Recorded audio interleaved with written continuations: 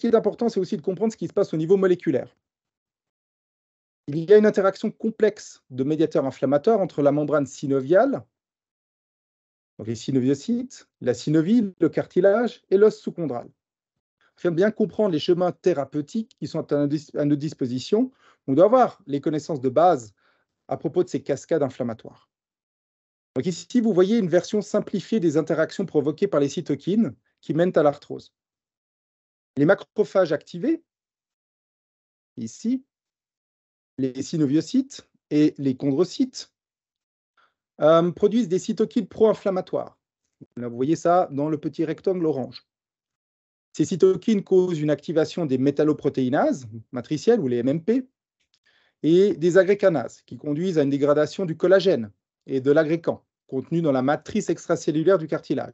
Donc là, ici, en bleu clair, c'est le cartilage. Avec la destruction cellulaire, des phospholipides sont libérés dans des membranes cellulaires et convertis en acide arachidonique. C'est ce que vous voyez ici. Et c'est le début de la cascade arachidonique qui est activée, résultant donc dans une libération d'autres produits inflammatoires, tels que les prostaglandines, qui vont à leur tour dégrader le cartilage et inflammer l'articulation. Bref, c'est un effet de cascade et une interaction qui commence à devenir assez chaotique.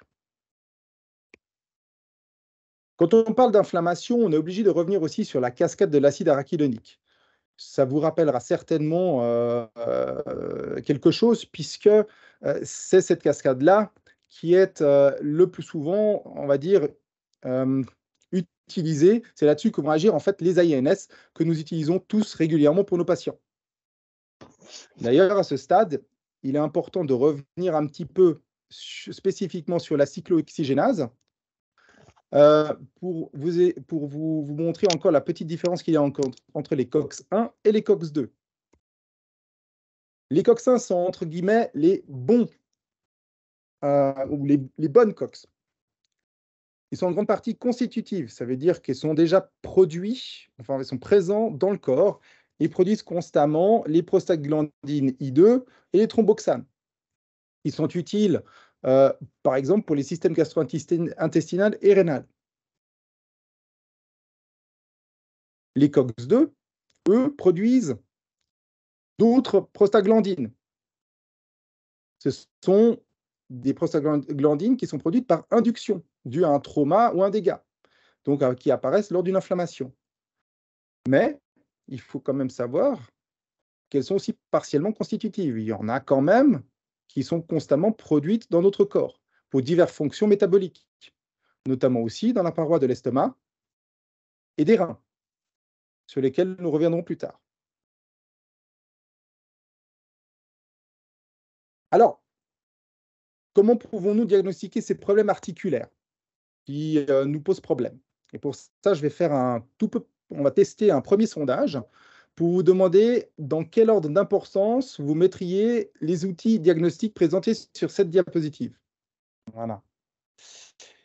Je pense que tout le monde voit les réponses, c'est intéressant. Et effectivement, je donne raison à la majorité, c'est-à-dire que pour moi aussi, finalement, c'est l'historique et les examens cliniques qui restent les outils les plus importants pour diagnostiquer un problème articulaire.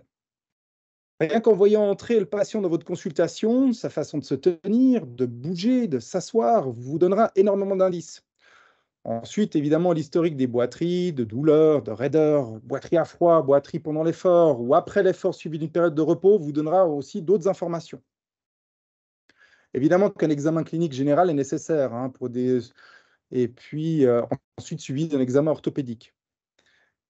L'examen orthopédique, j'insiste quand même sur le fait qu'il doit inclure le fait de faire marcher l'animal, si possible, sur au moins 10-20 mètres pour un chien. Bon, dans la consultation pour un chat, et évidemment s'il veut bien, hein, ça c'est encore différent. L'examen orthopédique continue ensuite par une manipulation du patient, vérifiant les asymétries de ses membres, de son corps. Et ensuite, je me focalise toujours sur les déformations, les douleurs, les pertes d'amplitude de mouvement, les effusions articulaires, etc. C'est seulement une fois cet examen effectué qu'il faut vraiment décider de deux choses. Un, si des examens complémentaires sont nécessaires ou non. Ce n'est pas toujours le cas. Et deux, de cibler quand même la zone à examiner ensuite par ces examens complémentaires. Il faut par exemple éviter de faire des radiographies ou un scanner de tout un chien, par exemple, juste parce qu'on ne sait pas où chercher. Les radiographies sont toujours extrêmement utiles pour détecter des anomalies, on va dire, de grosses anomalies, telles que les ostéophytes, les antésiophytes, les effusions articulaires, les enflures des tissus mous, des modifications au niveau des os, par exemple les scléroses ou sclérose sous-chondrale, une atrophie de la masse musculaire, par exemple. L'échographie, elle, est très utile pour détecter des pathologies ou aussi des tissus mous, comme les structures ligamentaires ou tendineuses. On peut, dans certains cas, même repérer les surfaces osseuses ou les surfaces articulaires. Le scanner, lui, va être souvent plus précis lors des visualisations d'articulations complexes, telles que les coudes, les carpes et les tarses. On l'utilise fréquemment pour diagnostiquer des dysplasies des coudes, de fractures intra-articulaires ou de déformations de membres. Par contre, je précise quand même que je trouve totalement exagéré de l'utiliser pour des diagnostics de rupture du ligament croisé ou de dysplasie des hanches ou d'instabilité articulaire. Là, les radiographies sont totalement suffisantes. Personnellement, maintenant, en cas de suspicion de dysplasie des coudes, je ne fais plus du tout de radiographie. Elles sont trop souvent, elles ne montrent aucune modification articulaire visible, ou alors elles présentent tellement d'arthrose qu'on ne peut pas savoir ce qui se cache dessous. Donc dorénavant, moi, je passe directement au scanner des coudes. L'IRM, lui, est un outil magnifique pour visualiser les problèmes de tissu mou, encore mieux que l'échographie, mais comporte quand même 3 désavantages. Un, la nécessité de retirer la puce électronique qui provoque des artefacts dans la partie avant du corps, le fait de devoir mettre l'animal sous narcose et les coûts de l'examen. On oublie souvent les ponctions articulaires qui sont vraiment essentielles pour distinguer les différents types d'arthrite. L'arthrite dégénérative ou arthrose, l'arthrite suppurée septique, donc l'arthrite septique infectieuse bactérienne, et l'arthrite suppurée non septique, que vous retrouvez dans les cas de polyarthrite. Au niveau de l'arthrose, vous allez avoir une légère augmentation cellulaire dans le liquide synovial, avec principalement des macrophages, plus de 90%, souvent avec moins de 10% de neutrophiles. Par contre, dans les arthrites suppurées, qu'elles soient infectieuses ou non septiques, vous allez avoir une plus importante augmentation cellulaire et vous allez avoir une majorité de neutrophiles, qu'ils soient dégénérés ou non. Un autre examen qui pourrait être utile dans des cas justement d'arthrite suppurée, ce serait de faire un écouvillon bactériologique, bien que celui-ci peut aussi revenir de temps en temps stérile. Il n'est pas toujours évident de distinguer les arthrites suppurées septiques et non septiques. L'anesthésie articulaire, c'est aussi un outil qui peut être utile dans certains cas où la localisation du problème est incertaine. Je l'utilisais auparavant, mais maintenant presque plus, parce que les résultats étaient incertains et ça demandait de sédater le patient, enfin de mettre même sous anesthésie. Je filmais le patient, ensuite je faisais une narcose ultra courte au propofol, j'injectais de la mépivacaïne en intra-articulaire et une fois que le patient était réveillé, je le laissais marcher à nouveau tout en le filmant et je comparais s'il y avait une différence au niveau de la boiterie. C'est à utiliser dans certains cas, mais ce n'est pas toujours très pratique au jour le jour.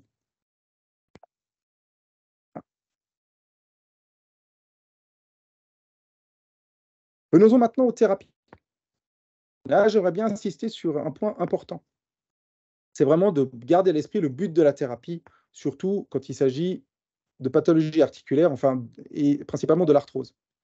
Il faut bien garder à l'esprit qu'on ne peut pas guérir une articulation. On ne peut ni la régénérer, ni éliminer les dégâts qui sont déjà présents. On ne peut uniquement aider le patient sur les aspects suivants: la diminution de la douleur, maintenir le confort et l'activité, et essayer de ralentir la dégradation articulaire.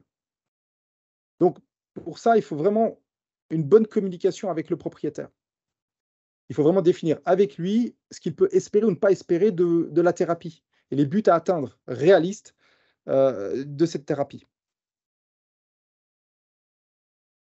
Donc, quelles sont les solutions à l'arthrose? Il y a différents angles d'attaque possibles qu'on peut utiliser pour traiter les pathologies articulaires. Avec le temps et l'expérience, je suis devenu beaucoup plus restrictif en ce qui concerne les interventions chirurgicales sur les articulations. On m'avait appris, lors de ma formation, à opérer la moindre instabilité articulaire, par exemple les entorses des ligaments collatéraux. Mais maintenant, et en suivant un peu la tendance actuelle en chirurgie orthopédique humaine, je favorise de plus en plus souvent les traitements non chirurgicaux. Bon, sauf si c'est réellement justifié, évidemment. Ça rejoint en fait ce que m'a dit un jour un professeur chez qui je m'étais rendu pour une blessure à l'épaule, qui m'avait dit une chose intéressante.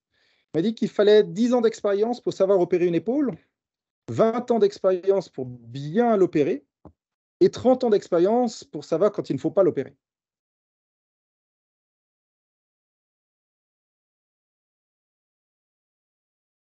Premier angle d'attaque, c'est la prévention. Comme on le dit si bien, prévenir vaut mieux que guérir. Et donc la prévention est axée sur le fait de minimiser les risques d'apparition de problèmes articulaires. Évidemment, au sein de la prévention, il y a le facteur génétique héréditaire.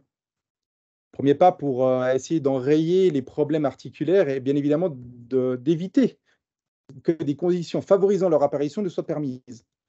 Donc ça passe par la sélection ou l'exclusion de la reproduction d'animaux qui présentent des maladies pouvant affecter les articulations, tels que des défauts dans leur morphologie, comme vous le voyez. Je vais remettre le petit pointeur. Voilà, des défauts donc, au niveau de la morphologie, des dysplasies, des lésions d'ostéochondrose, comme vous pouvez voir ici, les luxations congénitales, comme par exemple les luxations de rotule, ou d'autres anomalies plus rares, comme ici cette ectrodactylie. Dans certains cas, ces problèmes se révèlent rapidement et il est facile de décider d'exclure un animal de la reproduction, mais dans d'autres cas, c'est plus compliqué. Alors, comment déceler ces problèmes? Eh bien, évidemment, de nouveau par des examens cliniques précoces, par exemple les examens officiels des luxations de rotule, ou de l'imagerie pour les radiographies de dysplasie des hanches ou des coudes, ou encore pour les lésions d'ostéochondrose, ou même certains tests génétiques.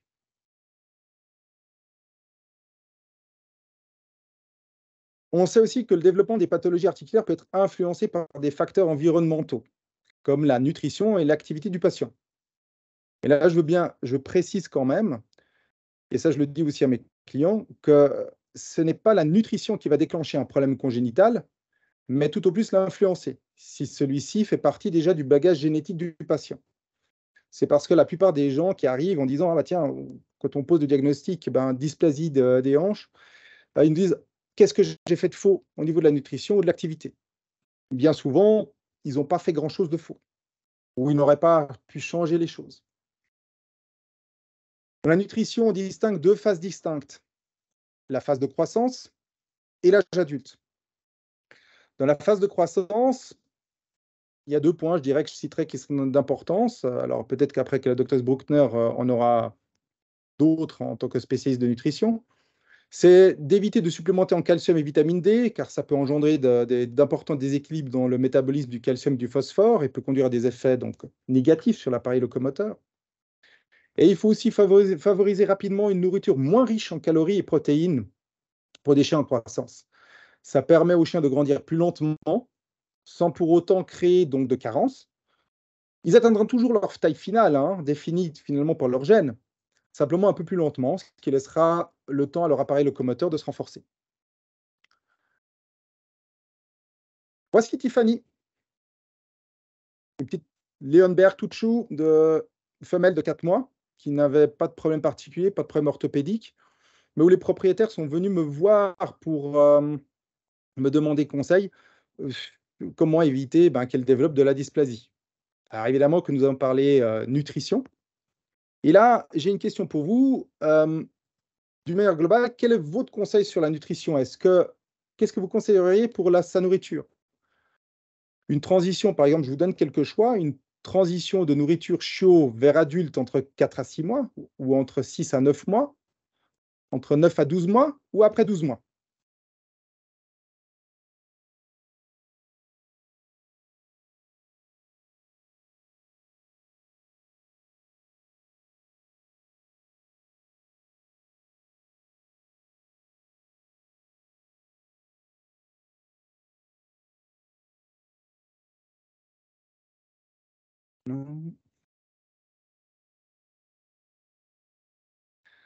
Alors, c'est intéressant.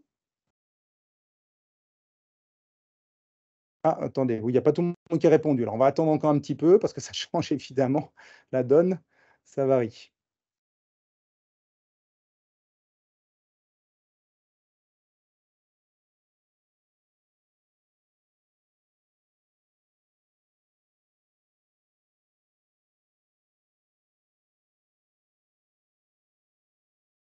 OK. Alors, la majorité a dit après 12 mois. Eh bien, justement, moi, je suis totalement à l'opposé. Pour moi, c'est entre 4 à 6 mois qu'il faut déjà faire la différence. Alors, qu'est-ce que j'entends pour changer la transition de nourriture? C'est en fait vraiment de la nourriture chaude vers une nourriture adulte.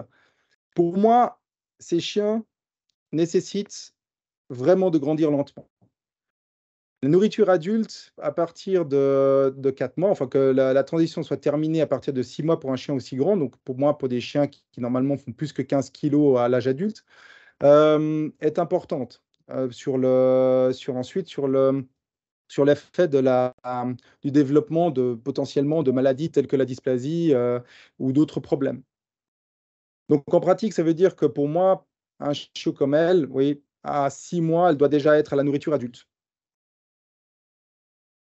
C'est soutenu un petit peu par des études. D'ailleurs, une étude très intéressante faite par le docteur Smith, qui a suivi les effets d'une restriction de calories dans le développement de la dysplasie de la hanche et de l'arthrose sur toute une vie chez des labradors. Donc ils ont utilisé des portées de chiots, qu'ils ont sélectionnés par paire, et ils ont mis les chiots au hasard dans les groupes A ou B. Le groupe A était nourri librement, et les chiots du groupe B recevaient toujours 75% de la quantité du groupe A.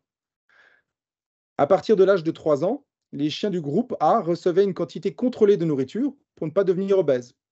Et le groupe B recevait toujours 75% de la quantité du groupe A. Les chiens donc ont été suivis toute leur vie. Il y avait vraiment une différence significative entre les groupes.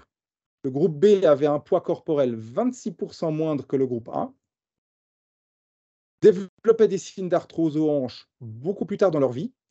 Donc pour le groupe A, en moyenne, 6 ans. Pour le groupe B, 12 ans. Et ils ont vécu plus longtemps. En moyenne, 11 ans pour le groupe A et 13 ans pour le groupe B. Donc la conclusion de cette étude en ce qui concerne l'arthrose était que l'obésité est un facteur de risque majeur pour le développement de l'arthrose. Et les preuves combinées suggèrent toutes une augmentation du risque de développer des dysplasies pour les chiots nourris trop richement. Et que la perte après l'apparition d'arthrose est bénéfique et que le fait de ne pas perdre de poids atténuera aussi les avantages du reste de la prise en charge médicale de l'arthrose. Cette étude aurait pu aussi profiter à notre prochain patient, Ruby, qui est une labrador femelle stérilisée de 7 ans, qui souffre d'hypothyréose, mais qui est sous traitement. Elle a aussi de l'arthrose à de multiples articulations. La gestion du poids est probablement donc la thérapie la plus importante pour réduire la douleur chez les animaux et les humains atteints d'arthrose.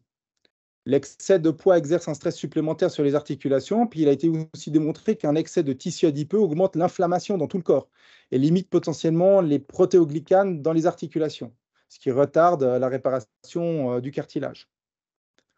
Dans 2 études qui portent sur des chiens obèses atteints de coxarthrose, il a été noté qu'une réduction du poids corporel supérieure à 10-12% entraînait des scores de boiterie beaucoup plus faibles. De même, ça a également été démontré chez les humains traités médicalement pour l'arthrose, où des patients ayant des indices de masse corporelle plus élevés avaient une réponse plus faible à la prise en charge médicale de l'arthrose. Donc ils répondaient moins bien aux médicaments. Donc, la première étape de la gestion du poids consiste à évidemment diagnostiquer les conditions métaboliques qui pourraient prédisposer à un excès de poids. La maladie la plus courante étant l'hypothyroïdie, comme pour Ruby. Et en plus du traitement de toutes les maladies détectées, une combinaison de régime alimentaire et d'exercice doit être utilisée pour viser une perte de poids de 1 à 2% chaque semaine. Il faut aussi donc, là, quels seraient les conseils sur sa nutrition? Évidemment, de diminuer la nutrition, de favoriser les oméga 3 pour qu'elle perde du poids. Et au niveau de son activité, on va y arriver. Pour l'activité, il y a à peu près autant d'avis que de régimes minceurs dans les magazines. On peut donc il y a une variabilité énorme de ce qui est conseillé pour les chiots ou pour les animaux adultes. On peut à nouveau distinguer 2 groupes, les animaux en croissance et les animaux adultes. Ah, je dois de nouveau remettre le petit pointeur, voilà. Hem, pour les animaux en croissance, il faut trouver le bon équilibre entre une activité qui leur permet évidemment de s'ébattre, de s'amuser, de se renforcer progressivement leur appareil locomoteur. Il y a pas de recette miracle. À une époque, j'appliquais la règle des 5 minutes par mois, c'est-à-dire que chaque mois d'âge du chiot, on rajoutait 5 minutes sur l'activité. C'est-à-dire un chien de 4 mois pouvait faire 20 minutes de promenade. Mais bon, ça ne fonctionnait pas toujours, c'était pas toujours adapté. Donc je préfère conseiller maintenant aux propriétaires une approche plus individuelle et d'apprendre surtout à bien observer leurs compagnons. Si en promenade, le chiot commence à traîner et à se coucher tout le temps par terre, c'est qu'il a atteint les limites de ses capacités physiques. Il faudra donc adapter les promenades et autres activités en fonction de ses capacités. Donc je recommande aussi aux propriétaires d'éviter de faire du sport à outrance avec leur chien, avant qu'il ait atteint en tout cas sa maturité de corps. Donc finalement, c'est une question de bon sens. Nous, on n'enverrait pas non plus nos enfants, on ne laisserait pas aller nos enfants de 6 ans au fitness soulever des haltères. Pour les animaux adultes, il faut aussi éviter les excès, dans le plus ou dans le moins. Soit au niveau du trop, dans les sports extrêmes ou les activités intensives récurrentes. Ou alors il faut en tout cas bien respecter des périodes d'échauffement avant les activités intenses et aussi des périodes de repos entre les sessions. Par exemple, pour les courses de lévrier, quand même permettre, entre 2 courses, au moins une période de 2 à 3 semaines pour, éviter que des microfractures qui se seraient formées pendant les courses, puissent se transformer en vraies fractures. Dans l'autre extrême, évidemment, le manque de mobilité, enfin de mouvement, il faut aussi l'éviter.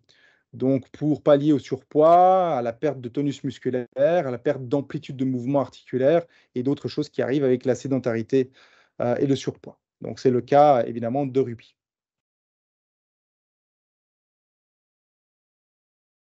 Parlons maintenant des traitements médicamenteux. On peut les scinder en 5 groupes. Les agents de protection articulaire, les AINS, les corticostéroïdes, les analgésiques et les cellules souches. J'aimerais maintenant vous présenter Scarlett. C'est une chienne beagle femelle de 1 an et demi, très active et qui, présente une boiterie intermittente, hein, du postérieur droit depuis 3 4 mois, à froid ou après des gros efforts. À l'examen orthopédique, j'ai seulement remarqué un petit inconfort aux manipulations des hanches, sans vraie douleur. Alors quels examens faire? Évidemment, là, il faut rester au plus simple. Des radiographies seront absolument parfaites. Petite nota bene pour les radiographies, surtout pour les hanches. Je vous recommande de favoriser les examens sous sédation. Il y a encore, je vois malheureusement encore beaucoup trop d'images, faites sans sédation et ça pour 3 raisons. De faire directement de bonnes images qui peuvent être bien lues avec un bassin, bien disposé. Même là, sur cette image, le bassin n'est pas parfaitement enfin pas symétriquement positionné. S'ils sont sous sédation, vous pouvez aussi moins vous exposer au rayonnement, parce que vous faites moins de radiographie et puis vous pouvez même éventuellement quitter la pièce. Et surtout, vous pouvez profiter de la sédation pour manipuler, l'articulation mis en doute, puisqu'avec la relaxation musculaire complète, vous allez peut-être détecter des instabilités articulaires ou d'autres choses que vous auriez ratées, quand l'animal était en état vigile. Ici, pour, Scarlett, on peut remarquer au niveau des 2 articulations, des hanches, une légère dysplasie. Les têtes fémorales sont pas complètement enfoncées ou couvertes par les acétabulums. Par contre, il n'y a pas encore de signe d'arthrose. Et là, une question de nouveau se pose. Quel traitement proposeriez-vous?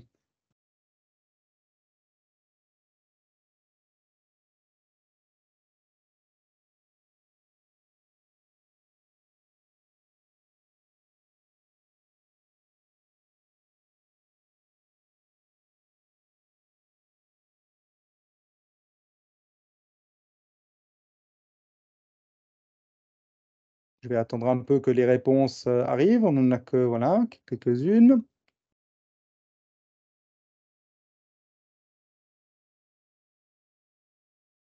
Bon, je vous rassure, hein, il n'y a pas seulement une réponse correcte.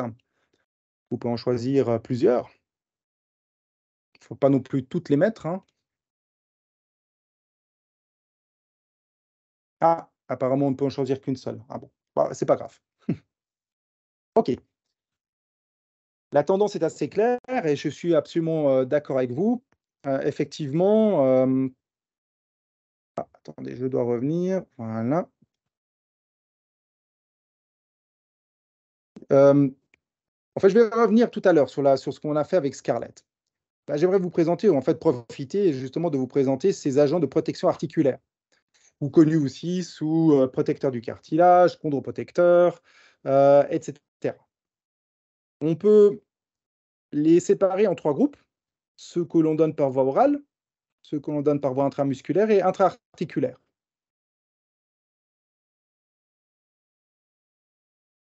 Qu'est-ce que c'est que les SADMOA? C'est une abréviation pour parler des Slow Acting Disease Modifying Osteoarthritis Agents. Ils contiennent, bah, c'est ce qu'on connaît sous les chondroprotecteurs.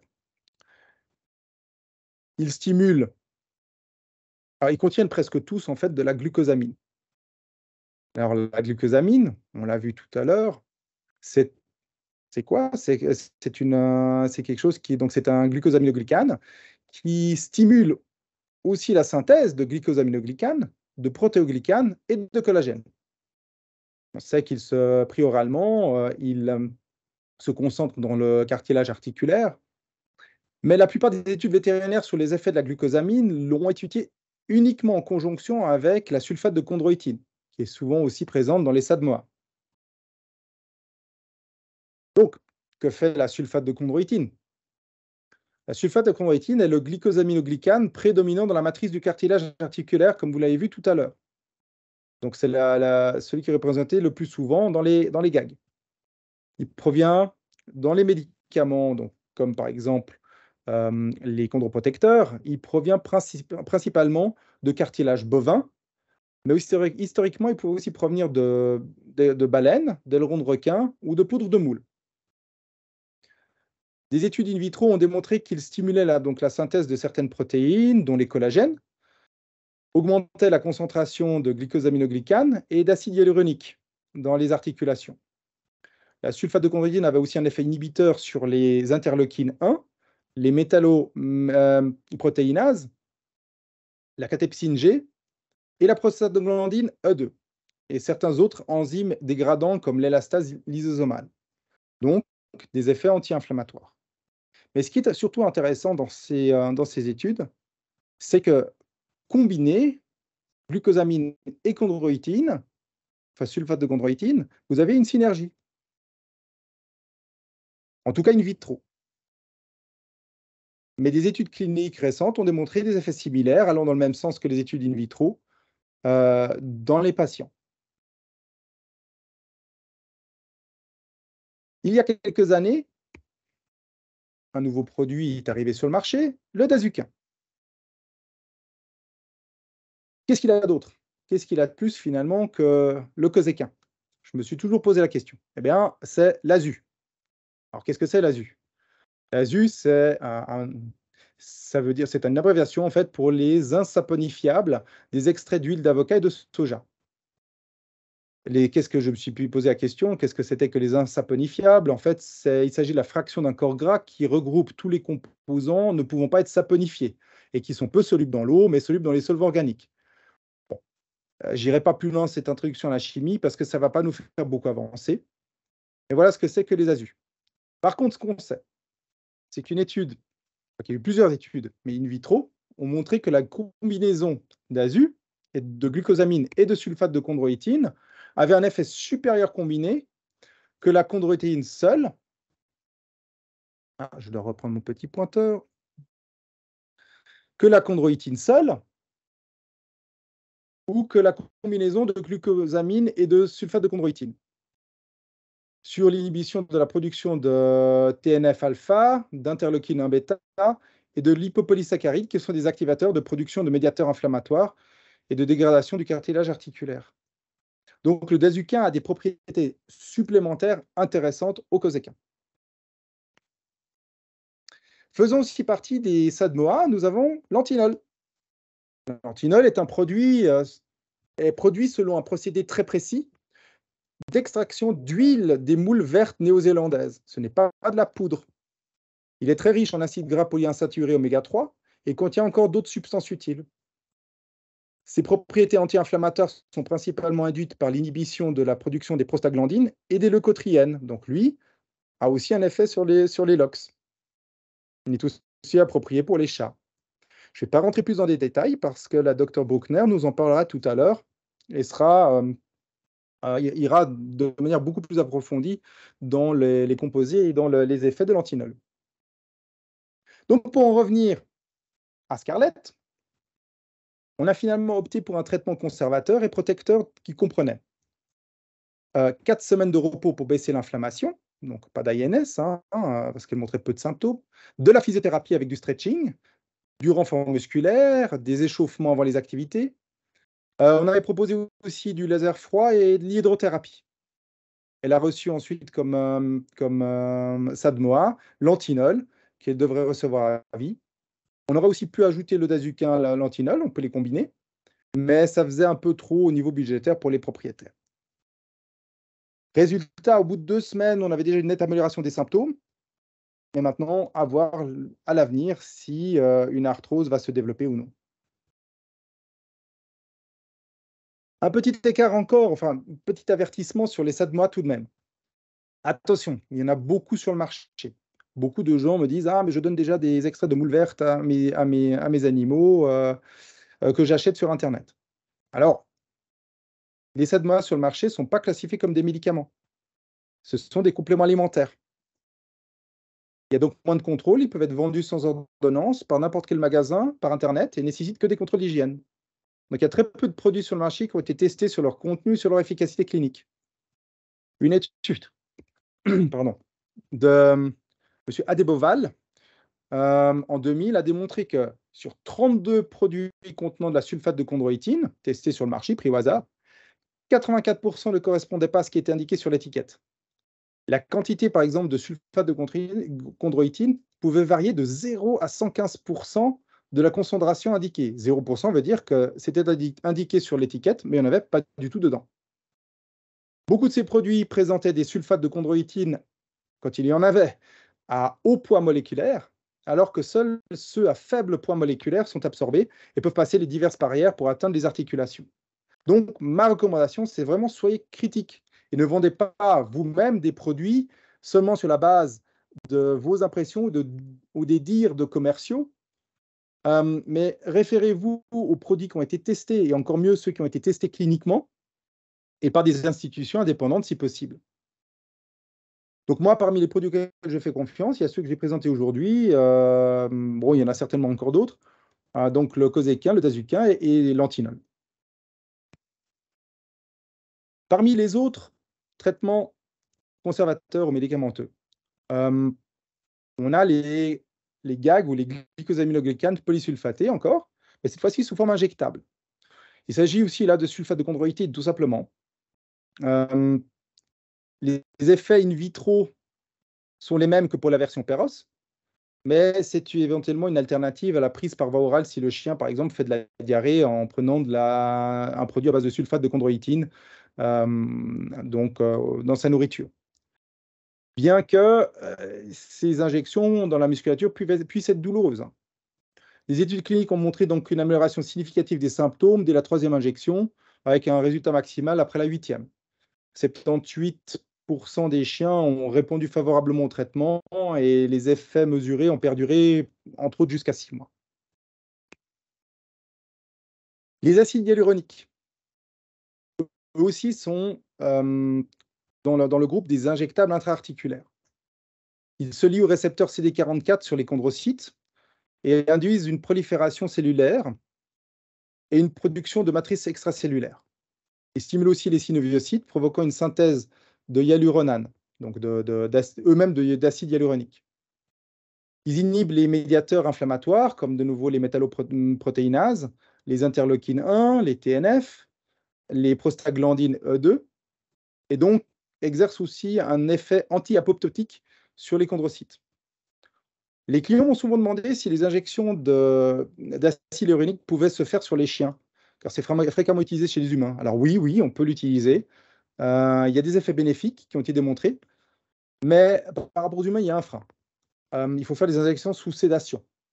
Alors, bon, vu que les injections, c'est 1 fois par semaine sur 3 à 5 semaines, évidemment que ça refroidit plus d'un propriétaire de faire une sédation par semaine sur 3 à 5 semaines. De plus, il faut faire attention de ne pas injecter l'acide hyaluronique de manière extra-articulaire ou dans les tissus synoviaux, parce que ça peut créer des fortes douleurs ou des réactions. Il ne faut pas non plus injecter simultanément d'autres anesthésiques ou autres médicaments en intra-articulaire, parce que ça peut diluer l'acide hyaluronique et affecter son efficacité. Un autre problème, évidemment, c'est le fait de le mettre sous sédation, sous anesthésie. Il y a un petit risque. On peut aussi augmenter temporairement la douleur de la boiterie après l'injection, parce qu'on augmente la pression dans l'articulation. Et puis, si vous ne travaillez pas proprement, il y a un autre risque, c'est l'arthrite septique. Donc, si la thérapie par injection présente de l'acide hyaluronique présente des effets bénéfiques, il y a très peu d'études sérieuses sur l'acide hyaluronique prise par voie orale. La plupart du temps, ces études portent sur un mélange de substances où l'acide hyaluronique n'est qu'une partie du produit. Donc, il reste à prouver que l'acide hyaluronique prise seul par voie orale peut avoir des effets notables sur l'arthrose et ses symptômes.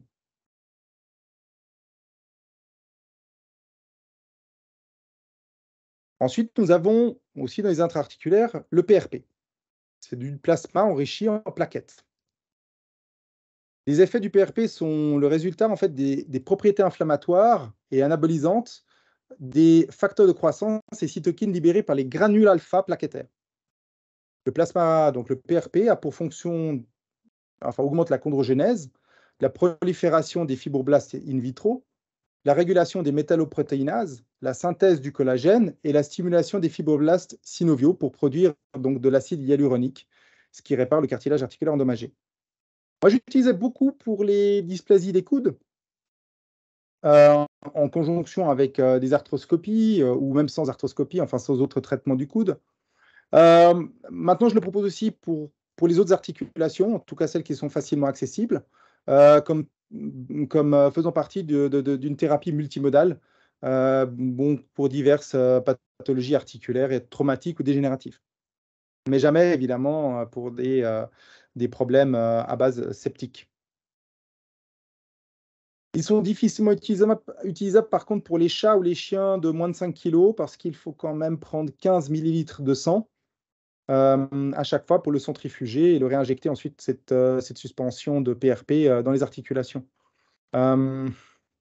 Surtout que la posologie actuelle, c'est de faire des injections, 3 injections à la suite chaque fois une fois par semaine.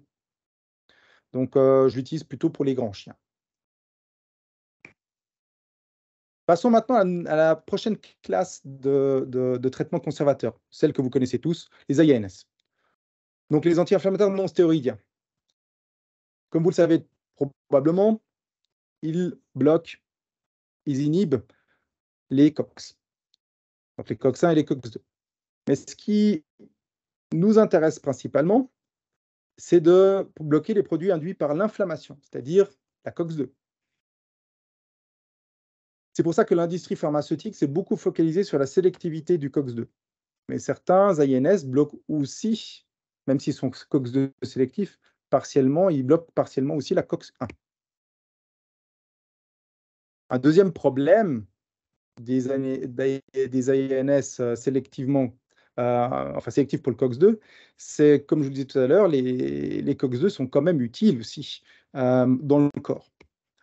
Notamment au niveau gastro-intestinal, la prostaglandine E2, qui est produite par les COX-2, est en fait responsable du maintien de la couche muqueuse de l'estomac, y compris donc du flux sanguin, de la qualité du mucus gastrique et de la production d'acide gastrique. Avec une diminution du débit sanguin ou un mucus de mauvaise qualité, le tractus gastro-intestinal est à risque d'ulcération, ce qui peut entraîner des conséquences graves. Pareil, la prostaglandine E2, mais aussi la prostaglandine I1, participent à la régulation du taux de filtration glomérulaire, de la vasodilatation et de l'excrétion du sodium dans les reins. Donc, évitez d'utiliser chez des patients en choc vélémique, en insuffisance rénale ou en combinaison avec des substances néphrotoxiques. Un autre effet secondaire du blocage des COX-2 est moins connu, c'est l'effet secondaire sur les os. Les substances produites donc par la COX-2, donc ces prostaglandines, sont importantes pour les phases précoces de guérison de l'os. Une inhibition peut donc conduire à une union retardée ou à une non-union. Donc, c'est pour ça que je donne rarement des INS pendant plus qu'une semaine, voire 10 jours après une intervention orthopédique, concernant en tout cas les os, ou la guérison des os. Je préfère ensuite passer à d'autres types d'analgésiques. Alors, pourquoi est-ce qu'ils sont aussi populaires, les INS? Tout simplement parce qu'ils ont une bonne propriété anti-inflammatoire et analgésique. Alors, je ne compare pas ça, évidemment, à des morphines. Ils sont aussi bons pour les douleurs aiguës que pour les douleurs chroniques. Leur action est rapide et surtout avec une longue durée d'efficacité, donc 24 heures ou plus. Ils n'ont pas d'effet immunosuppresseur et puis on peut les utiliser évidemment quand même à longue durée, tant que les animaux ne présentent pas des effets secondaires.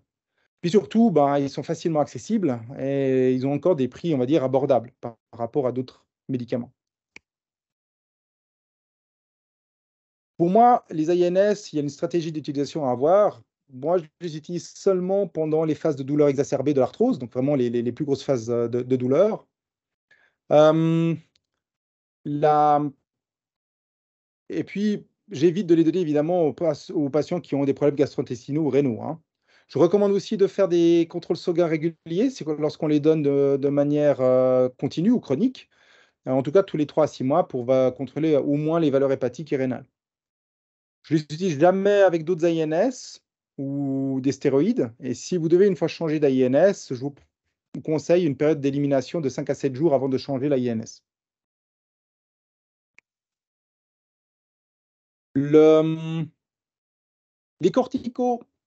Les corticostéroïdes, encore beaucoup utilisés par voie orale. Le plus fréquemment utilisé, c'est la prénisolone. Donc oui, c'est des anti-inflammatoires analgésiques puissants. Ils bloquent de nouveau la cascade de l'acide arachidonique au niveau de la phospholipase A2. Mais du coup, un bloc tout ce qui s'ensuit. Donc, ils sont peu spécifiques.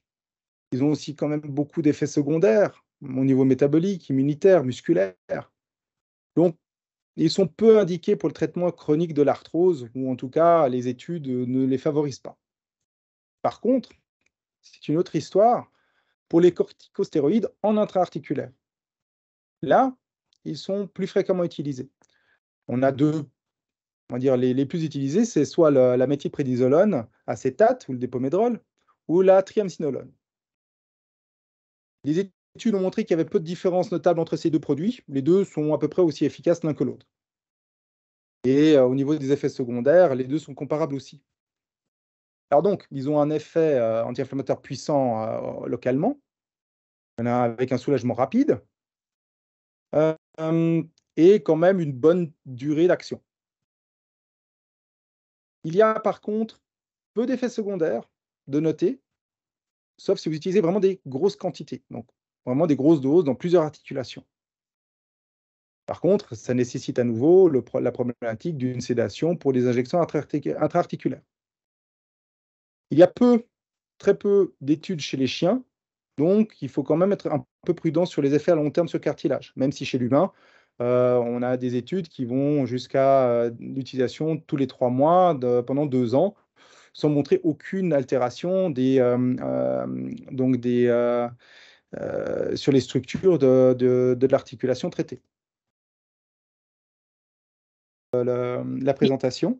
J'aimerais bien, en fait, si c'est possible, donc continuer maintenant sur la 4e classe de médicaments, les analgésiques. Donc, parmi les analgésiques, ça c'est très intéressant, les analgésiques, hein. Donc, il s'agit en fait pas de guérir, comme je disais tout à l'heure, l'articulation, mais de donner le plus de confort et de soulagement possible aux patients. Donc, c'est peut-être au niveau des analgésiques que les traitements de l'arthrose ont fait leurs plus grandes avancées ces dernières années. Si là, vous regardez Ah, là, je dois de nouveau le pointeur. Vous regardez en fait le cheminement de la douleur jusqu'à l'articulation. Vous voyez qu'il y a différents niveaux où elle peut être bloquée ou influencée. Donc voyons ça un peu plus en détail. Parmi les opioïdes, et je ne vous parle pas de maintenant des opioïdes utilisés en périopératoire, le seul qui a été vraiment testé pour l'utilisation dans le cadre de l'arthrose, c'est le tramadol. Euh, donc, il est aussi bien utilisé à court terme qu'à long terme, mais il n'y a pas beaucoup d'études sur ses effets à long terme chez le chien. Le problème pour moi avec le tramadol, c'est qu'il a en fait une efficacité inconstante parce que le tramadol n'est pas métabolisé de la même manière chez tous les chiens. Ils n'arrivent pas tous à produire le métabolite M1 qui est nécessaire pour justement influencer la douleur. Donc son efficacité est mitigée selon les quelques études faites sur le chien, mais c'est plutôt donc des études à court terme. Budsberg, en 2018, a suggéré que lorsque le tramadol était utilisé comme unique analgésique pendant des périodes de moins de 2 semaines, il a fourni une quantité insuffisante d'analgésie pour la douleur arthrosique. Cependant, il a aussi remarqué qu'il pouvait y avoir une synergie lorsqu'il est utilisé en conjonction avec d'autres analgésiques ou dans le cadre d'une approche multimodale de la gestion de la douleur chez certains chiens. Donc moi, très souvent, j'utilisais le tramadol en post-opératoire. Par contre, je vous avoue que je ne l'avais jamais utilisé dans le traitement de l'arthrose. Mais depuis que j'ai fait les mêmes observations, c'est-à-dire en post-opératoire, qu'il y avait des réactions ou des effets inconstants chez les chats, je m'en méfie un peu plus. Bon, en plus, c'est un peu difficile à donner aux chats. Donc moi, je préfère très honnêtement utiliser d'autres produits comme la gabapentine. Nouveau petit sondage. Qui d'entre vous utilise le paracétamol dans un cadre analgésique ou pour un traitement de l'arthrose?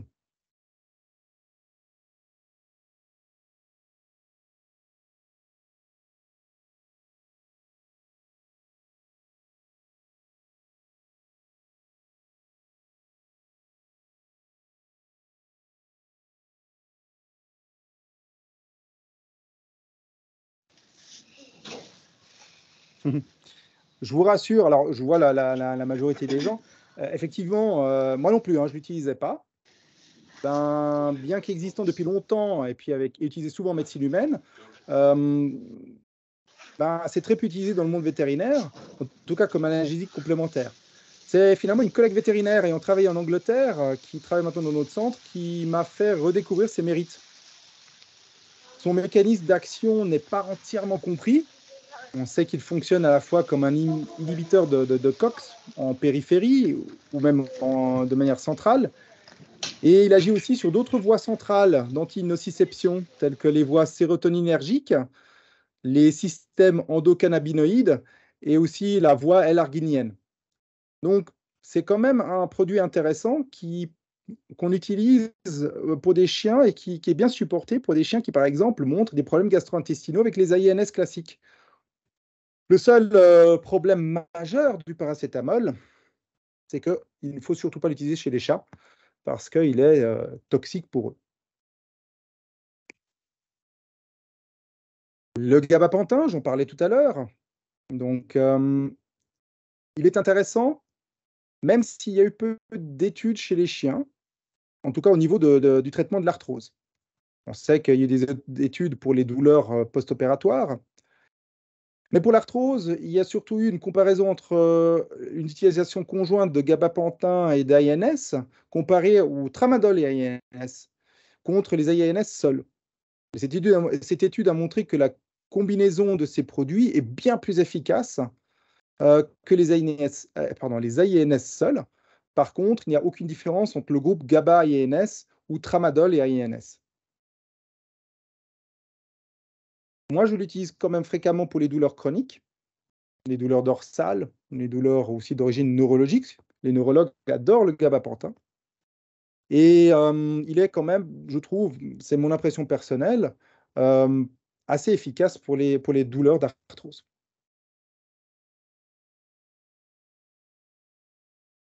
Une autre classe d'analgésiques que je connaissais quasiment pas, c'est les NDMA, ou N-méthylaspartate récepteur antagoniste, donc l'amatandine et l'amémantine.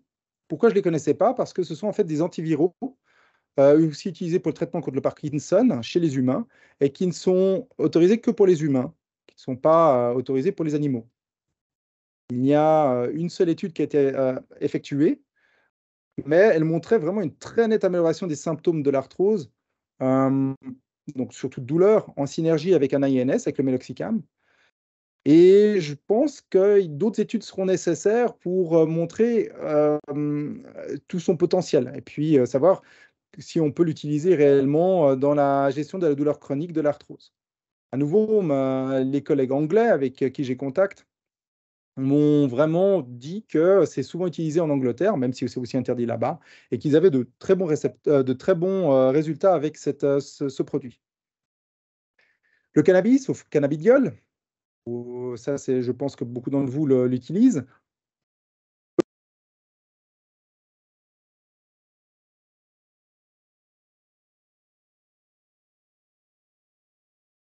Attention, tu es en mute.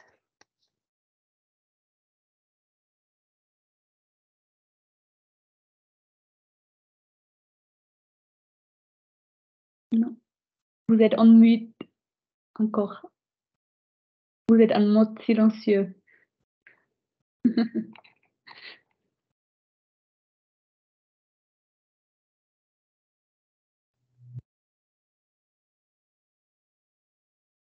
Le chanvre t'a pris la voix. Voilà, quelqu'un m'a coupé la parole. Voilà. Où j'en étais? Oui, donc le cannabidiol a quand même il y a eu des études qui montraient donc qu'il y avait une efficacité analgésique contre les douleurs chroniques, hein. Donc on peut tout à fait l'utiliser. Mais il faut quand même encore quelques études supplémentaires pour prouver son efficacité spécifique dans le cadre de l'arthrose, hein. Ah, pardon.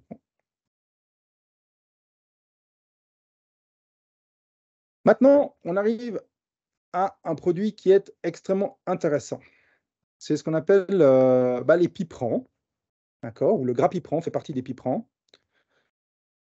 Et ce qui le rend extrêmement intéressant, c'est que le grapipran, il bloque donc la sensibilisation des neurones sensoriels et l'inflammation médiée par la prostaglandine E2 en antagonisant les récepteurs de cette prostaglandine, donc les récepteurs EP4. Donc, ils produisent des effets anti-inflammatoires et analgésiques, mais sans inhibition de la production de prostaglandine dans son ensemble. Donc, théoriquement, il pourrait réduire vraiment les risques des effets secondaires causés par l'inhibition des enzymes COX-2. Les piprans sont donc une nouvelle classe de médicaments qui offre un traitement beaucoup plus ciblé que les INS, inhibiteurs de la COX. Alors, par contre, leur efficacité clinique à long terme sur le traitement de l'arthrose par rapport aux INS est encore totalement inconnue.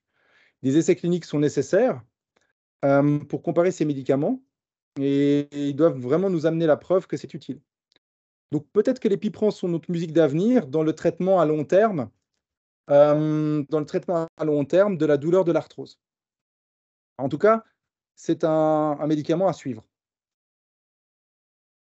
Le Bedinevetmab, que vous connaissez plus facilement sous le nom de Librela. Alors c'est quoi le Librela? En fait, c'est un anticorps contre le facteur de croissance nerveuse, le NGF. Le NGF est une protéine de signalisation soluble qui est libérée dans les tissus périphériques en réponse à des stimuli nocifs. Donc, il joue un rôle important dans la sensibilisation des nocicepteurs, à la fois en phase aiguë et les états douloureux chroniques, y compris donc vraiment l'arthrose. Ils augmentent la sensibilisation par des altérations phénotypiques, ils augmentent l'expression de neurotransmetteurs pro-nociceptifs et ils induisent aussi la libération des médiateurs inflammatoires en périphérie. Donc, de bloquer ces facteurs de croissance a vraiment un effet, une bonne efficacité, seul, donc utilisé sans autre produit, a une bonne efficacité sur 6 mois.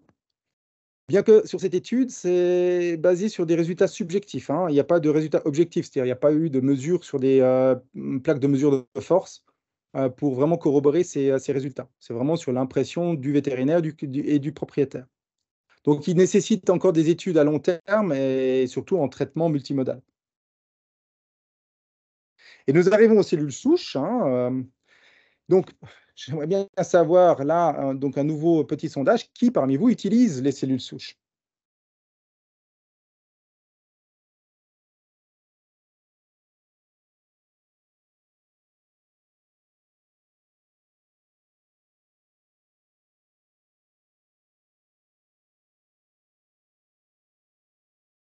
La tendance qui se montre, c'est évidemment très peu. Les cellules souches avaient le vent en poupe il y a quelques années, puis sont retombées en désuétude pour revenir un tout petit peu à nouveau sur le devant de la scène ces derniers temps. Et il y en a trois classes, les autologues, les allogènes et les exogènes. Les autologues sont produites à partir de cultures de tissus adipeux, donc prélevés sur le patient lui-même, donc c'est ses propres cellules qui sont cultivées. Les allogènes sont produites à partir de tissus d'animaux de la même espèce, et les exogènes produites à partir de tissus d'animaux d'une autre espèce, par exemple les placentas de chèvre. Auparavant, on pensait que les cellules injectées servaient de précurseurs pour se transformer en chondrocytes ou cellules synoviales. Mais en fait, cette théorie a récemment été controversée. On pense maintenant que les effets des cellules souches s'exercent principalement par leurs facteurs sécrétés, donc en fait leurs vésicules extracellulaires, les molécules bioactives telles que les chimiokines, les cytokines et des facteurs de croissance appelés sécrétomes. C'est ces facteurs paracrines qui ont une gamme de propriétés immunomodulatrices, anti-inflammatoires, angiogéniques et anti-apoptotiques. Donc, en fait, en raison de cette connaissance croissante de l'importance de ces facteurs sécrétés dans le mécanisme d'action des cellules souches, il a récemment été proposé qu'ils soient plutôt désormais connus sous le nom de cellules de signalisation médicinale, plutôt que cellules souches, puisque elles ne vont pas se transformer. Il n'y a pas énormément d'études. Il y a eu un examen rétrospectif de 6 études récentes qui nous montrait une amélioration significative des symptômes d'arthrose, mais basée surtout sur le résultat principalement subjectif aussi. Il manque donc des études. Il n'y a pas eu c'est de nouveau sur l'impression qu'avaient les propriétaires et les vétérinaires. Donc les cellules exogènes, en plus, et allogènes, présentent plus de réactions secondaires que les autologues dans les articulations quand on les injecte. Et puis surtout, ce qui pose problème, c'est qu'on n'a quasiment pas de ligne directrice sur l'utilisation des cellules souches, et il n'y a quasiment pas de règlement existant sur la production et la conservation de ces cellules par les fabricants. Donc à voir ce qui va se passer au niveau de ces cellules souches. Moi, pour l'instant, je ne les utilise pas. Alors vous allez me poser la question, alors que choisir parmi tout ce que je vous ai dit? Une meilleure compréhension de la biologie de la douleur et puis de ses mécanismes est nécessaire, hein. L'arthrose a conduit à un nombre croissant de traitements pharmaceutiques comme option au cours des dernières décennies. Les nouveaux médicaments, j'y arriverai. Les nouveaux médicaments comme les anti-NGF, donc le Librela et l'Epipran, ainsi que d'autres analgésiques d'appoint, sont maintenant des thérapies qui vous s'offrent à vous pour améliorer le bien-être des chiens, hein. Mais il faut encore vraiment faire des recherches sur le traitement curatif de l'arthrose. C'est toujours en cours et à ce jour, c'est toujours insaisissable. Mais par contre, il y a quand même des domaines passionnants qui existent pour le développement futur, comme les thérapies géniques ou l'ARN. Il y a toujours aussi besoin d'essais cliniques à plus grande échelle pour améliorer les preuves, pour que nous faisions plus confiance dans l'efficacité de certains traitements. Par contre, ce qui est extrêmement important, c'est vraiment de noter qu'il faut une approche multimodale du traitement. Donc, incorporant non seulement les différents types de produits pharmaceutiques, mais aussi la gestion du poids, comme je disais, les nutraceutiques, la physiothérapie et d'autres thérapies complémentaires. Et essentiel donc dans le traitement non chirurgical. Mais bon, quand tout ça, ça ne fonctionne pas, évidemment qu'il faut aussi s'attaquer à la chirurgie. Le but de la chirurgie, c'est de permettre au patient de retrouver un usage de son articulation le plus proche possible de la normale. Donc ça passe par la tentative de normaliser l'articulation elle-même ou de rendre l'appui sur une articulation la plus physiologique possible. On peut classifier les chirurgies de multiples façons. Moi, j'ai voulu vous montrer ici qu'on peut classifier plutôt ça dans les préventives correctives et les salvatrices. Le mieux peut-être, c'est de vous montrer quelques exemples. Ici, il s'agit du chien tort un staphie mâle de 5 mois qui était tombé à l'âge de 2 mois et demi. Donc, ça fait 2 mois et demi qu'il boite de la patte antérieure droite de manière progressive. Il présente aussi gentiment un valgus et une rotation externe du carpe. Donc, le diagnostic que vous voyez, je vais reprendre le petit pointeur laser. C'est à droite, vous voyez que l'angle de l'articulation de l'articulation carpale est totalement différent entre la droite et la gauche. Et vous voyez aussi une différence au niveau de l'ouverture de la zone de croissance distale du radius. En fait, là, je ne vous l'ai pas montré, mais il a un valgus de 30 degrés. Donc, il s'agit ici d'une fracture salteraris de type 6. Quelle serait la thérapie pour vous? Est-ce que vous verriez plutôt une ostéectomie distale de l'ulna, une épiphysiodèse combinée à une ostéotomie distale ou proximale de l'ulna, ou un traitement conservateur jusqu'à l'âge adulte pour ensuite faire une ostéotomie correctrice?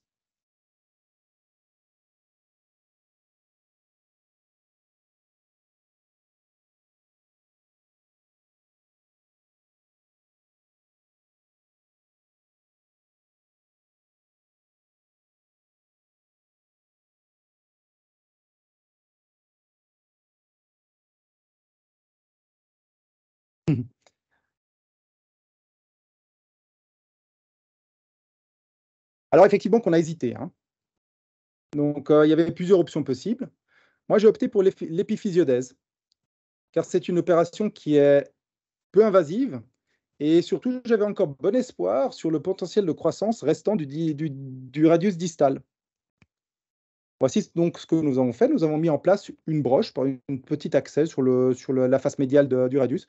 On a simplement mis une petite broche en titane pour bloquer la partie croissante encore, donc médiale, de la zone de croissance distale du radius.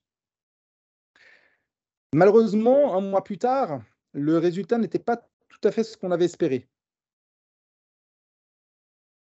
On ne le distingue pas très bien sur la radiographie, mais le valgus, donc, lui, avait nettement diminué. Donc ça, c'est une excellente chose, vraiment très positif. Donc le valgus ici, l'angle était diminué, on n'était pas encore à un angle normal. Par contre, on a un autre problème qui est survenu. Regardez bien au niveau ici articulaire, ici. Vous avez maintenant une marche, un espace articulaire qui s'est formé de plusieurs millimètres. Le problème, finalement, c'est qu'en plaçant cette broche, on a sous-estimé le facteur de croissance encore de l'ulna. Et Thor présente maintenant un short radius syndrome. Donc, en fait, il a un radius plus court que l'ulna. Donc, quelle thérapie avons-nous choisi? 2 jours après ces radiographies, nous avons décidé donc de retirer la graffe, qui n'était plus utile puisque la zone de croissance était fermée. Et nous avons procédé à une ostéectomie distale de l'ulna. Un mois plus tard, regardez le résultat. Une correction quasiment parfaite du radius. Simplement avec la capacité de croissance qui restait au niveau proximal de la tête radiale. Nous avons aussi mis Thor avis sous coséquin, oméga 3 et évidemment, on peut préconiser un contrôle du poids. J'ai aussi recommandé aux propriétaires de faire attention et d'éviter les sauts à l'avenir.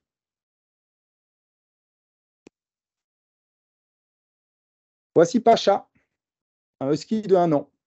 Depuis sa naissance, il utilise à peine sa patte antérieure droite et semble aussi boiter à gauche. Regardez bien, ça c'est sa patte droite, comparée à la gauche.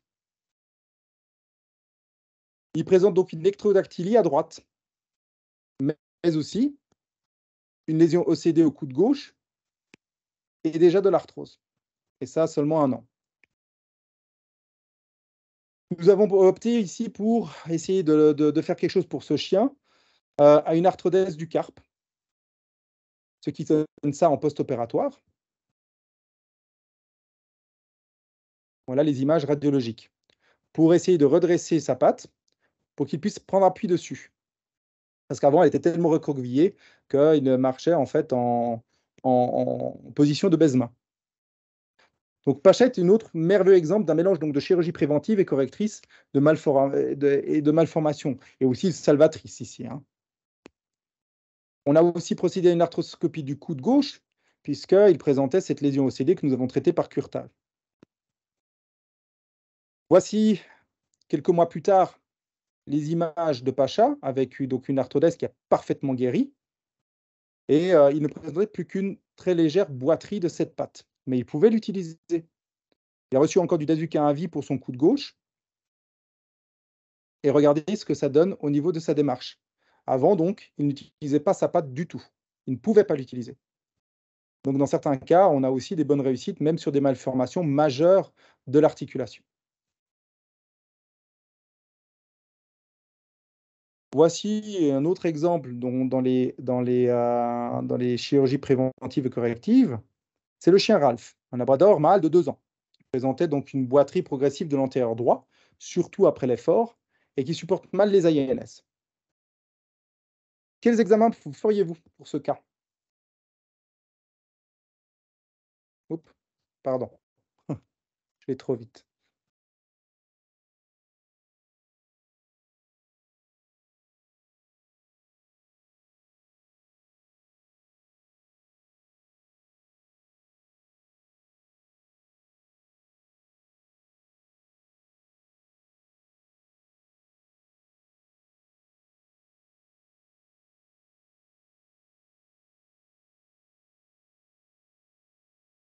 Alors, on voit tout de suite que les examens orthopédiques sont en tête de liste.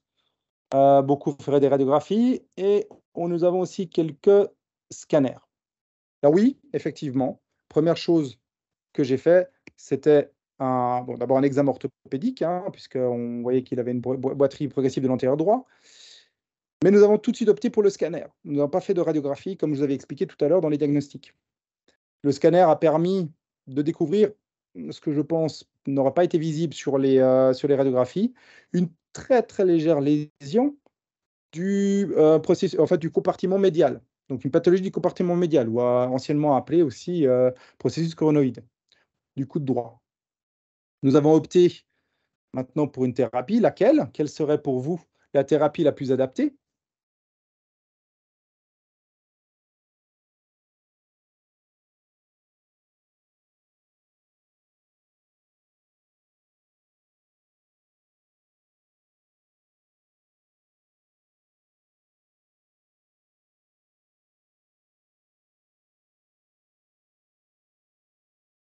Oui, je suis tout à fait d'accord avec vous. C'est ce que nous avons fait. Nous avons donc nous avons opté pour l'arthroscopie. Voici l'exploration. Voici la petite lésion que vous avez vue sur le scanner. C'est très très léger, c'est quasiment rien du tout. Nous avons donc procédé à un curetage de cette lésion, donc de la partie apicale du processus, en fait, de la partie médiale du processus coronoïde. Voilà, vous voyez que l'os est très très mou. Et nous allons enlever cette lésion en faisant attention de ne pas blesser les structures adjacentes. Ça, c'est maintenant une vidéo donc, de l'arthroscopie après le curetage. Là, vous voyez en fait la partie médiale de la capsule articulaire avec le tendon encore du muscle biceps, là des petits restes de la capsule, enfin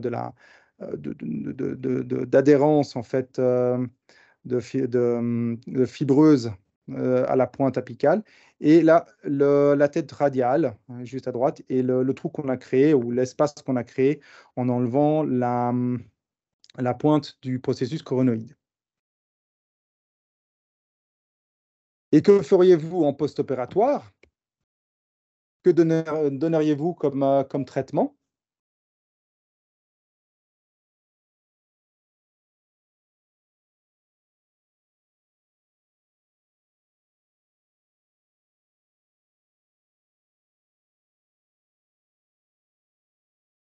Je ne parle pas de la douleur post-opératoire directe, hein. Là, évidemment qu'il a reçu des anti-inflammatoires, mais je vous parle en fait vraiment à moyen et long terme.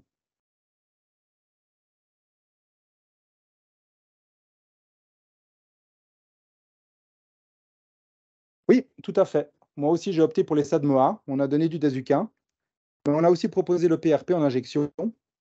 Comme c'est quelque chose qu'on a fait récemment, pour l'instant, il n'est pas encore revenu pour le PRP. Je précise que je ne fais pas les injections de PRP juste après l'arthroscopie, parce que l'arthroscopie, faisant un flush de l'articulation, il y a beaucoup de liquide à l'intérieur. Je pense que l'effet, à mon avis, serait en fait totalement dilué par le liquide qu'on a utilisé pendant l'arthroscopie. Qu'est-ce qu'on ferait par contre dans un cas comme celui-ci? Ici, il s'agit un autre chien, un berger allemand de mâle de 1 an, Olympe, qui a aussi une boiterie récurrente progressive de l'antérieur gauche, qui répond bien aux AINS. Par contre, là, vous voyez sur le scanner qu'il a carrément une fragmentation du processus coronoïde. Vraiment, donc des lésions qui sont beaucoup plus marquées. Eh bien, nous avons aussi procédé, voici à quoi ressemblait son coude, à la différence, vous voyez, de Ralph. Et vous voyez ici vraiment une usure du cartilage importante. Vous voyez des stries même, c'est ce qu'on appelle les kissing lesions, avec une absence totale de cartilage ici, donc vraiment une ulcération, ou disons une abrasion de degré 4 du cartilage, ainsi qu'ici sur la pointe. Et le fragment que vous avez vu dans le scanner se trouve de ce côté-là. Bon, le scanner était à l'envers. Voilà. Donc là, on a dû être malheureusement un peu plus agressif et pratiquer une choroïdectomie sous contrôle arthroscopique. Donc avec un ostéotome, on est rentré exactement à l'endroit où commençait la lésion pour vraiment enlever toute la pointe jusqu'en bas du processus coronoïde. On a commencé ici en intra-articulaire, ensuite on a fait une mini-arthrotomie un peu en dessous, où on a utilisé une scie pour enlever le morceau, parce que le fragment, à la fin, la pointe chez un berger allemand, la pointe du processus coronoïde faisait plus d'1 centimètre. Par contre, si à l'âge de 1 an, un chien présente des dégâts aussi importants et étendus du cartilage, son pronostic reste quand même très prudent. Il nécessitera franchement tous les traitements multimodaux possibles, et même ça ne suffira plus un jour. Alors, que faire dans les cas comme ça? Eh bien, il reste, malheureusement, alors nous, on lui a donné quand même entre-temps du Dazuquin, de l'Antinol et des injections de PRP, proposer les injections de PRP. Donc, pour des cas comme ça, bah, qu'est-ce qui reste? Il reste les chirurgies salvatrices. Dans ces chirurgies salvatrices, vous avez les arthrodèses, que vous avez vu pour Pacha, ou les arthroplasties excisionelles. Les arthroplasties excisionelles, vous connaissez tous, donc les ablations de tête de fémur, sont des solutions économiques et fonctionnelles, acceptables chez les animaux légers, tels que les chats ou les chiens, de moins de 10 kg. Par contre, au-dessus de 10 kg, je les utilise peu. Ça m'arrive, comme par exemple sur ce chien, où pour des raisons économiques, les personnes ne pouvaient pas avoir d'autres alternatives, les médicaments n'ayant aucun effet pour des hanches pareilles. Chez un chien, il s'agit ici d'un berger belge de 25 kg. Donc voilà, ça c'est une opération salvatrice. Mais ici poussée par la limite, on va dire, financière. Parce que dans un cas pareil, j'aurais plutôt proposé des prothèses. Il existe évidemment des prothèses pour beaucoup d'articulations. Les seules pour l'instant vraiment connues sont les prothèses pour les hanches, les coudes et les genoux. Bien que seules les prothèses des hanches sont vraiment au point. Les prothèses de genoux et des coudes ne sont pas encore commercialement obtenables, et surtout, elles ne sont pas au point. Elles ont encore beaucoup trop de complications, et les Américains, quand ils disent qu'ils ont des résultats, on va dire, d'excellents résultats, ça veut dire que le chien arrive tout juste à marcher. Voici Dunty, justement, qui présente une boiterie sévère des postérieurs depuis 6 à 7 mois. La radiographie démontrait donc une dysplasie des hanches avec une coxarthrose bilatérale. Nous avons procédé ici à la mise en place d'une prothèse de hanche de type Kion, donc les Urix cementless. Le plan était de faire d'abord le côté où il boitait le plus, à droite, et ensuite à gauche. Voici Dunty 1 semaine après l'opération. Alors qu'avant, il ne posait presque pas la patte.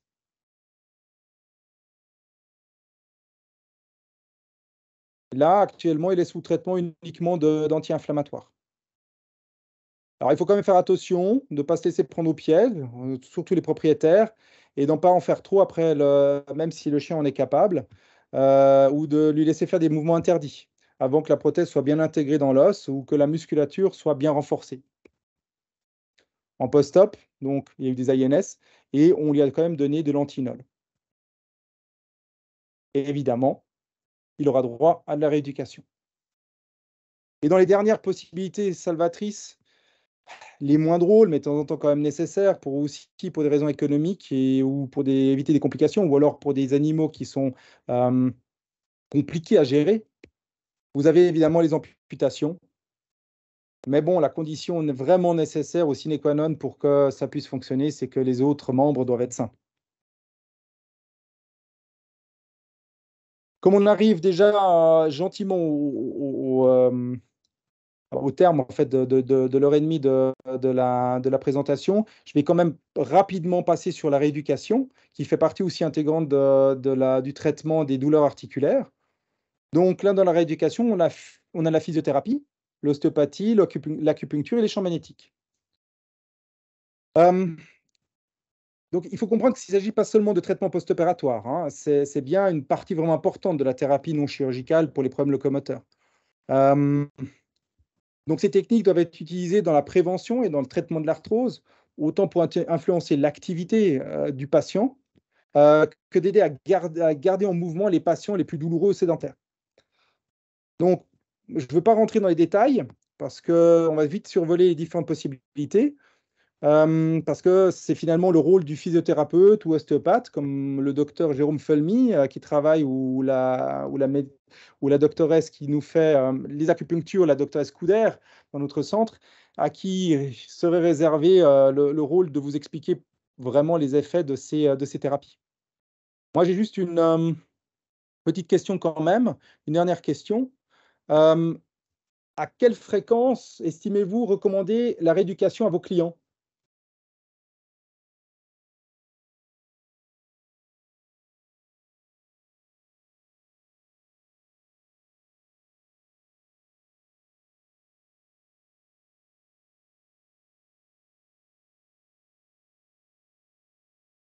La rééducation a fait, on va dire, ces dernières années quand même un bond en avant. On l'avait longtemps laissée de côté, mais je crois qu'elle prend vraiment de plus en plus son importance. Moi, je vais quasiment systématiquement la proposer à tous les patients qui ont subi en tout cas des chirurgies de l'appareil locomoteur. Il faut quand même se rendre compte que chez les humains, vous n'allez pas une seule fois vous faire opérer d'une articulation ou d'un membre sans passer par les mains d'un physiothérapeute. Alors pourquoi ça reste différent par les animaux? Après, c'est le libre choix des propriétaires d'avoir le temps de suivre cette physiothérapie et d'en avoir les moyens. Mais le proposer, je trouve, fait partie réellement du devoir maintenant du vétérinaire. Donc la rééducation, vous avez la thérapie manuelle, c'est-à-dire les massages, le relâchement myofacial, le relâchement des trigger points, les compressions articulaires, la manipulation. Vous avez le PROM, c'est le Passive Range of Motion, donc les exercices passifs, comparable au stretching aussi, ou la chiropratie. En rééducation à la maison, après les opérations, évidemment qu'il y a la restriction des mouvements. On ne peut pas faire n'importe quoi, laisser courir, sauter. On peut avoir le froid dans les cas d'inflammation aiguë. Le froid peut aider à diminuer l'inflammation. Le chaud pour augmenter les résorptions. Il faut quand même, pour la rééducation, faire des exercices 2 à 3 sessions par jour. La répétition et le cumul sont importants. Aider avec les exercices donc de passifs, le stretching, mais aussi le renforcement musculaire, donc les renforcements actifs et le réentraînement, pour retourner à la normale progressive. Pour ça, on a aussi le Animal Medical Center, je crois que c'est celui de New York, a fait ces fiches intéressantes pour montrer des exercices pour les donner à leurs clients, que ce soit pour les chiens ou pour les chats, ce qui facilite la rééducation. L'hydrothérapie, est aussi très, très intéressante parce que l'eau apporte des propriétés particulières, bah, notamment la flottabilité, hein, ça diminue la charge articulaire. La pression hydrostatique dans l'eau, ça réduit l'œdème, ça diminue les récepteurs hypersensibles à la douleur. On a aussi une résistance accrue puisque l'animal se meut dans un autre médium, ce qui va augmenter le renforcement musculaire, une augmentation cardiovasculaire et puis aussi même une conscience sensorielle. Donc, l'hydrothérapie par rapport à la natation, donc à la natation en bassin, je trouve que l'hydrothérapie renforce plus les muscles avec donc une pression plus régulée sur les articulations, il y a une marche plus contrôlée, on augmente l'amplitude de mouvement des articulations et puis il y a de grands avantages aussi neurologiques. La natation, c'est bien aussi, mais ça renforce les muscles avec peu de pression sur les articulations. Par contre, il y a des mouvements beaucoup plus incontrôlés et les amplitudes de mouvement sont plus limitées pour certaines articulations.